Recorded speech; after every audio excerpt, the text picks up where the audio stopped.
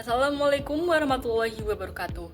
Perkenalkan, nama saya Mirapel Syakirina Herunisa dengan NIM 110001241 dari mata kuliah Hukum Pelayanan Publik kelas K dengan dosen pengampu kedokteran dari Cahya Susila Wibawa SHMH.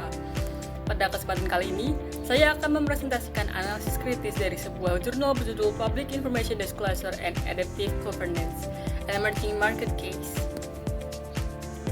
Mari kita mulai dari akar masalahnya. Mengapa keterbukaan informasi ini menjadi isu yang sangat krusial?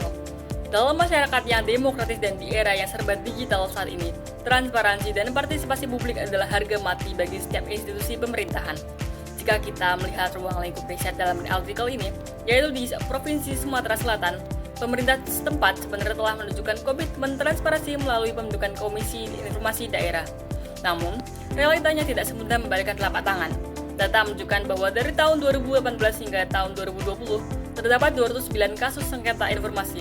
Angka ini adalah alarm. Tingginya sengketa ini menunjukkan tingginya dahaga masyarakat akan informasi, yang sayangnya belum mampu difasilitasi secara efisien oleh sistem birokrasi pemerintah. Lalu, apa urgensi dari keterbukaan informasi ini, khususnya dalam lingkungan pelayanan publik? Nah, ada 3 fungsi fundamental. Pertama, menjaga keseimbangan kekuasaan. Keterbukaan memberi warga alat untuk memantau setiap langkah kebijakan pemerintah. Kedua, ini adalah benteng utama untuk mencegah maladministrasi dan korupsi. Ketika pintu informasi terbuka lebar, ruang gelap penyalahgunaan wewenang dan akan tertutup dengan sendirinya. Dan ketiga, mendorong partisipasi masyarakat. Publik yang teredukasi dengan informasi yang benar akan mampu memberikan masukan yang berkualitas untuk menyempurnakan kualitas pelayanan publik. Sebagai landasan dari analisis ini, mari kita tinjau metodologinya. Artikel ini tidak sekadar berasumsi, melainkan menggunakan pendekatan kualitatif deskriptif. Data primer dikaji langsung dari para pemegang kebijakan di Sumatera Selatan melalui wawancara mendalam dan focus group discussion. Data tersebut kemudian berkuat oleh dokumen resmi dan literatur terkait. Yang mana membuat riset ini tajam adalah digunakan perangkat lunak analisis NV412 Plus untuk mengolah data kualitas secara akurat, sehingga temuan-temuan yang dihasilkannya memiliki validitas dan kredibilitas yang tinggi. Berdasarkan analisis tersebut, bagaimana keterbukaan informasi diukur di lapangan? Artikel ini memotret 6 indikator utama yang sangat relevan dengan standar operasional pelayanan publik. Pelayanan informasi dikatakan prima jika pertama, informasi yang disajikan tepat waktu. Kedua, kelengkapannya utuh sehingga tidak membingungkan publik. Ketiga, bersumber dari data yang keandalannya bisa dipertanggungjawabkan. Keempat, keakuratan data yang dapat dipercaya. Kelima, menggunakan gaya komunikasi yang memumbi dan inklusif. Dan keenam, tentu saja yaitu optimalisasi teknologi informasi untuk menjangkau masyarakat luas. Namun, indikator ideal tadi seringkali membentur dinding realita birokrasi. Artikel ini menelanjangi hambatan-hambatan struktural yang menghalangi transparansi, mulai dari adanya informasi yang dikecualikan secara hukum yang rentan disalahgunakan, hingga manajemen data yang masih ego-sektoral, alias belum terintegrasi antar instansi. Tapi, temuan yang paling menohok adalah adanya resistensi internal dari dalam tubuh pemerintah itu sendiri. Ada ketakutan birokrasi bahwa keterbukaan informasi akan disalahartikan dan mengganggu stabilitas mereka. Di sisi lain, dari masyarakatnya sendiri masih terdapat kendala berupa rendahnya keterampilan digital dan literasi informasi. Jika kita proyeksikan temuan tadi dalam kacamata hukum pelayanan publik, dampaknya sangat serius. Informasi adalah layanan dasar.